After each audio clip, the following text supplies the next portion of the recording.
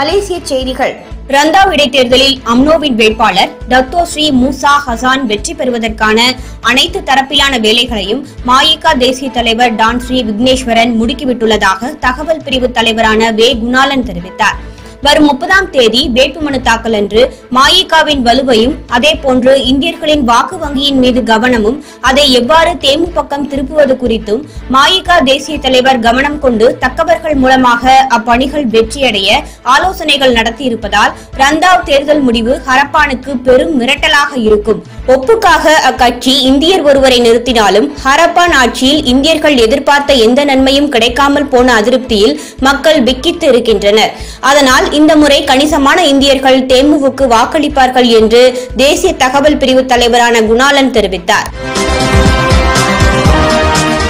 இன்று மேலவை உறுப்பினராக டத்தோ கேசவதாஸ் அச்சுதானந்தன் நாயர் பதவியேற்றார். அவருக்கான பதவி பிரமாணத்தை மேலவை தலைவரான டான் ஸ்ரீ எஸ்.ஏ. விக்னேஸ்வரன் செய்து வைத்தார். இந்நிகழ்ச்சியில் நடப்பு மேலவை உறுப்பினர்கள் பலர் பங்கேற்றனர். ஊழல் வழக்குகளை விரைவுபடுத்த சிறப்பு நீதிமன்றம் ஒன்றை அரசாங்கம் அமைக்கும் என பிரதமர் மகாதீர் முகமது நேற்று செவ்வாய்க்கிழமை கூறினார். இத்தகைய நீதிமன்றங்கள் நிறுவப்படுவதால் தவறான நடத்தை போன்ற வழக்குகள் முடுக்கிவிடப்படும் என்று பிரதமர் கூறினார். ஆயினும் இது ஆரம்ப கட்டத்தில் விவாதிக்கப்பட்டு வருவதாக அவர் கூறினார். ஊழலை தடுப்பதற்கு அரசாங்கத்தின் முக்கிய திட்டங்களில் இதுவும் ஒன்றாக அமையும் என அவர் குறிப்பிட்டார். வழக்கமான நீதிமன்றங்களிலும் இம்மாதிரியான வழக்குகள் நடக்கும் எனவும் இதர நீதிமன்றங்களில் நடக்கும் வழக்கு விசாரணையை ஊழல் நீதிமன்றங்கள் எந்த விதத்திலும் பாதிப்பை ஏற்படுத்தாது எனவும் அவர் கூறினார். ஊழல் சம்பந்தமான வழக்குகளை நாம் விரைவில் கையாள ஒரு சிறப்பு நீதிமன்றம் வேண்டும் என்றும் அவர் சுட்டிக்காட்டினார். தட்டு தடுமாறி நடைபோடும் மலேசிய விமான நிறுவனத்தை வாங்குவதற்கு சிலர் முன்வந்திருப்பதாக பிரதமர் டாக்டர் மகாதீர் முகமது கூறினார். அந்த விமான நிறுவனத்தை தமக்கு மிகவும் பிடிக்கும் என்று கூறிய அவர், அரசாங்கம் அதை விற்பது பற்றி இன்னும் முடிவு செய்யவில்லை என்று மகாதீர் நாடாளுமன்ற வளாகத்தில் செய்தியாளர்களிடம் கூறினார். வெளிநாட்டு நிர்வாகியையும் வைத்து பார்த்தோம், தொடர்ந்து நட்ட கணக்குதான், அதனால் விற்றுவிடலாம் என்று பரிந்துரைக்கப்பட்டுள்ளது என்று கூறிய மகாதீர், உள்நாட்டு நிறுவனங்களும் வெளிநாட்டு நிறுவனங்களும் அதை வாங்குவதற்கு ஆர்வம் காட்டுவதாக கூறினார்.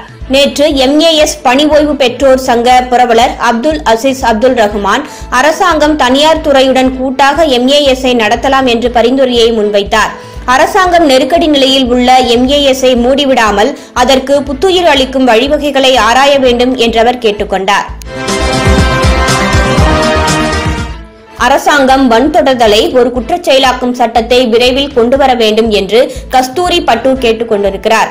இப்போதைய அரசாங்கம் முந்தைய அரசாங்கம் செய்ய தவறிய ஒன்றை செய்து காட்டி தான் பெண்கள் நலன் நாடும் அரசு என்பதை நிறுவ வேண்டும் என்று அவர் கூறினார். முந்தைய அரசாங்கம் செய்யாத ஒன்றை ஹரப்பான் செய்ய வேண்டிய தருணம் வந்துவிட்டது. வன்தொடர்தலை ஒரு குற்றச் செயலாக்குங்கள் என இன்றைய நாடாளுமன்றத்தில் அரச உரை மீதான விவாதத்தில் கலந்து கொண்ட கஸ்தூரி கூறினார். பின்தொடரப்படும் பெண்கள் பெரும்பாலும் கொலை செய்யப்படுவதையும் அவர் சுட்டிக்காட்டினார். கடந்த மாதம் சட்ட விவகார அமைச்சர் லியூ வுய் கியோங் ஒருவரை அவரது விருப்பத்திற்கு மாறாக பின்தொடரும் செயலை ஒரு குற்றச் செயலாக இவ்வாண்டுக்குள் சட்டம் கொண்டுவரப்படும் என்று கூறியிருந்தார். வன்தொடர்தலை குற்றமாக்குவது பற்றி PN அரசாங்கத்திலும் பேசப்பட்டதுண்டு, ஆனால் பேச்சோடு நின்றுவிட்டது. ரசாயன கழிவுப் பொருட்களால் மாசடைந்திருந்த கிம் ஆற்று பகுதியை முழுவதுமாக சுத்தம் செய்துவிட்டதாக எரிபொருள் அறிவியல் தொழில்நுட்ப பருவநிலை மாற்ற சுற்றுச்சூழல் அமைச்சர் EOP-யின் நேற்று செவ்வாய்க்கிழமை கூறினார். முழுமையான சுத்திகரிப்பு நடவடிக்கையை மேற்கொண்ட பிறகு இந்த அறிவிப்பு செய்யப்பட்டதாக அவர் கூறினார்.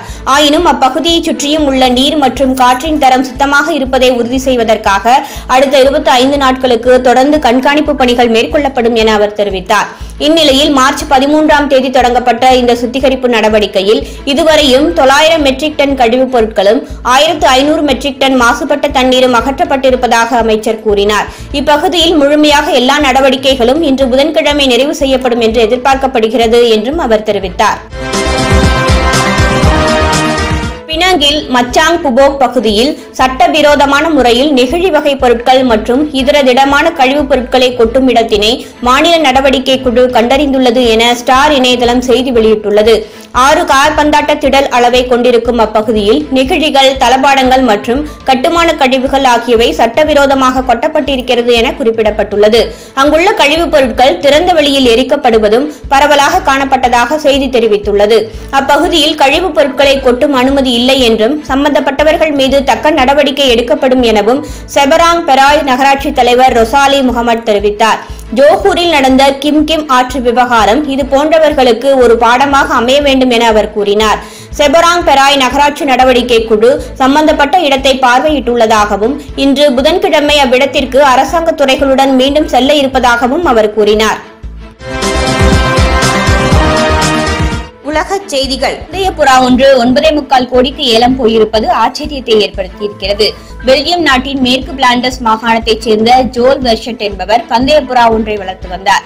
அர்மாண்டோ என பெயரிடப்பட்ட இந்த புறா தொடர்ந்து 3 பந்தயங்களில் சாம்பியன் பட்டம் பெற்றுள்ளது. 5 வயதேயான அர்மாண்டோ புறாக்களின் லூயிஸ் ஹாமில்டன் என செல்லமாக அழைக்கப்படுகிறது. லூயிஸ் ஹாமில்டன் இங்கிலாந்தைச் சேர்ந்த கார் பந்தய வீரர் என்பதும் இவர் 5 முறை ஃபார்முலா 1 பந்தயத்தில் உலக சாம்பியன் பட்டம் பெற்றவர் என்பதும் குறிப்பிடத்தக்கது. இந்த நிலையில் புறாவை ஏலத்தில் விடும் பிபா எனப்படும் இணையதள நிறுவனம் அர்மாண்டோவை சமீபத்தில் ஏலத்தில் விட்டது. இதில் வரலாறு காணாத வகையில் 1.25 மில்லியன் யூரோவுக்கு இந்திய மதிப்பில் சுமார் 9,75,00,000 அர்மாண்டோ ஏலம் போனது. சீனாவை சார்ந்த இருவர் அதிசிறந்த இந்த பந்தய புறாவை ஏலத்தில் எடுத்திருக்கின்றனர். பிலிப்பைன்ஸில் இறந்த திமிங்கலத்தின் வயிற்றில் 40 கிலோ பிளாஸ்டிக் கழிவு இருந்துள்ளது. பிலிப்பைன்ஸின் படாங்காஸ் மாகாணம் மப்பினி நகரில் உள்ள கடலில் சுமார் 16 அடி நீளம் கொண்ட திமிங்கலம் ஒன்று இறந்த நிலையில் கரை ஒதுங்கியது. சுற்றுச்சூழல் ஆராய்ச்சியாளர்கள் அந்த திமிங்கலத்தை கைப்பற்றி ஆய்வு செய்தனர். திமிங்கலத்தின் வயிற்றுக்குள் அரிசி பைகள் உள்பட சுமார் 40 கிலோ பிளாஸ்டிக் கழிவுகள் தேங்கியிருந்ததைக் கண்டு ஆராய்ச்சியாளர்கள் அதிர்ந்து போயினர். பிளாஸ்டிக் கழிவுகள் வயிற்றில் தேங்கியதால் முறையாக இறை உண்ண முடியாமல் தவித்து வந்த அந்த திமிங்கலம் நோய்வாய்ப்பட்டு இறந்ததாக தெரிவித்துள்ளனர். கடந்த ஆண்டு ஜூன் மாதம் தாய்லாந்தில் இறந்த திமிங்கலத்தின் வயிற்றில் 80 கிலோ பிளாஸ்டிக் கழிவுகள் கண்டெடுக்கப்பட்டது குறிப்பிடத்தக்கது. பிலிப்பைன்ஸிலும் உயிரிழந்த திமிங்கலம் வயிற்றிலிருந்து 6 கிலோ பிளாஸ்டிக் கழிவுகள் எடுக்கப்பட்டது. ஐக்கிய அரபு அமீரகத்தில் வானில் ஏற்பட்ட பிரம்மாண்ட துளை பொதுமக்களை ஆச்சரியத்தில் ஆழ்த்தியது. அல் ஐன் நகரத்தில் வானத்தில் திடீரென உருவான துளையால் பொதுமக்கள் குழப்பத்தில் ஆழ்ந்தனர். மற்றொரு உலகுக்கான வாயில் என பலரும் இதை வர்ணிக்க தொடங்கிவிட்டனர். ஆனால் இதற்கு விளக்கமளித்துள்ள வானிலை ஆய்வாளர்கள் மேகங்களில் உள்ள நீர்மம் உறைநிலைக்கும் கீழே சென்றுவிட்டால் இதுபோன்று நிகழும் என கூறியுள்ளனர். நெதர்லாந்தில் துப்பாக்கிச்சூடு தாக்குதல் நடத்திய துருக்கி வாலிபர் கைது செய்யப்பட்டார். அவர் IS பயங்கரவாதியா என போலீஸ் விசாரணை நடைபெற்று வருகிறது. நெதர்லாந்தின் மிகப்பெரிய நகரங்களில் ஒன்றான உட்ரெச்சில் நேற்று முன்தினம் டிராம் வண்டி ஒன்று சென்று கொண்டிருந்தது. அதில் ஏறிய மர்ம நபர் ஒருவர் திடீரென அங்கிருந்தவர்களை நோக்கி துப்பாக்கியால் சரமாரியாக சுட்டார். இதில் 3 பேர் பலியாகினர், 5 பேர் படுகாயமடைந்தனர். துப்பாக்கிச் சூட்டை நடத்திவிட்டு தப்பி ஓடிய துருக்கி நாட்டைச் சேர்ந்த கோக்மென் டானிஸ் என்பவரை போலீசார் உடனடியாக கைது செய்தனர். எனினும் தாக்குதலுக்கான காரணம் என்ன என்பது தெரியவில்லை. கைது செய்யப்பட்டிருக்கும் கோக்மென் டானிஸ் IS பயங்கரவாத இயக்கத்துடன் தொடர்பு வைத்திருந்த குற்றச்சாட்டில் ஏற்கனவே கைது செய்யப்பட்டு விடுதலை செய்யப்பட்டவர் என தகவல்கள் தெரிவிக்கின்றன. எனவே இந்த தாக்குதலில் IS பயங்கரவாத இயக்கத்தின் பங்கு இருக்குமோ என சந்தேகிக்கும் போலீசார் அந்த கோணத்தில் தீவிர விசாரணை நடத்தி வருகின்றனர். இந்திய செய்திகள். நாட்டின் முதல் லோக்பால் அமைப்பின் தலைவராக ஓய்வு பெற்ற நீதிபதி பினாக்கி சந்திர கோஷ் நியமிக்கப்பட்டுள்ளார். ஊழலில் ஈடுபடும் அரசு அதிகாரிகள், அரசியல்வாதிகள் மீது கடும் நடவடிக்கை எடுக்கும் வகையில் லோக்பால் அமைப்பு உருவாக்கப்பட்டுள்ளது. இந்த அமைப்பிற்கு தலைவர் மற்றும் உறுப்பினர்களை குடியரசுத் தலைவர் ராம்நாத் கோவிந்த் நியமித்துள்ளார். அதன்படி தேசிய அளவில் அமைக்கப்படும் லோக்பால் அமைப்பின் தலைவராக உச்சநீதிமன்றத்தில் பணியாற்றி ஓய்வு பெற்ற நீதிபதி பினாக்கி சந்திர கோஷ் நியமிக்கப்பட்டுள்ளார்.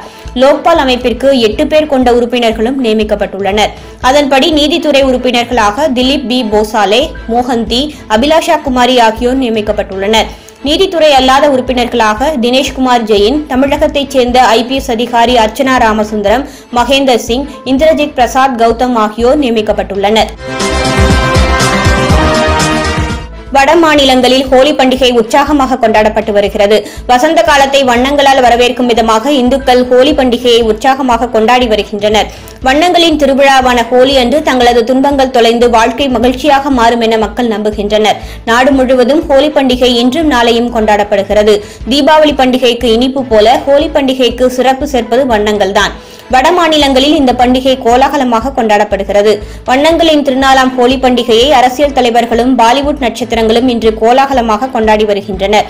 பொதுமக்களும் ஒருவர் மீது ஒருவர் வண்ணப்பொடிகளை வீசி ஹோலி பண்டிகையை உற்சாகமாக கொண்டாடி வருகின்றனர்.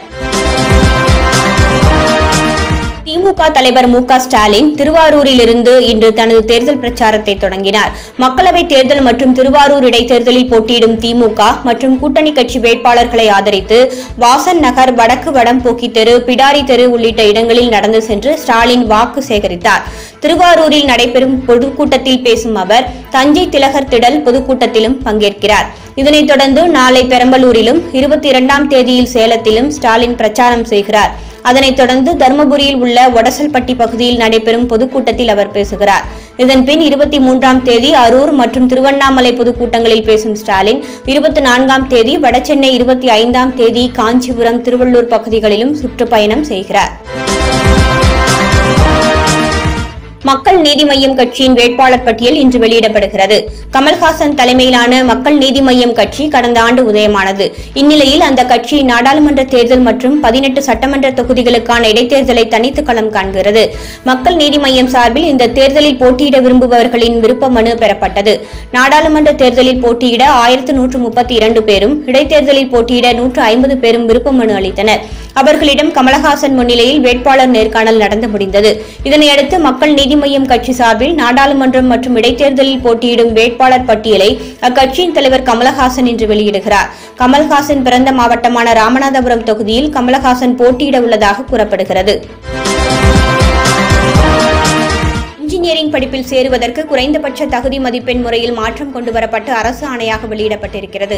இன்ஜினியரிங் படிப்பில் சேருவதற்கு ஏற்கனவே +2 தேர்வில் குறைந்தபட்ச தகுதி மதிப்பெண்ணாக பொதுப்பிரிவினருக்கு ஒவ்வொரு பாடப்பிரிவிலும் 50%, பிற்படுத்தப்பட்டோர் முஸ்லிம் பிரிவினருக்கு 45%, மிகவும் பிற்படுத்தப்பட்டோர் மற்றும் சீர்மரபினருக்கு 40%, SCA, SC மற்றும் ST பிரிவினருக்கு 35% நிர்ணயிக்கப்பட்டிருந்தது.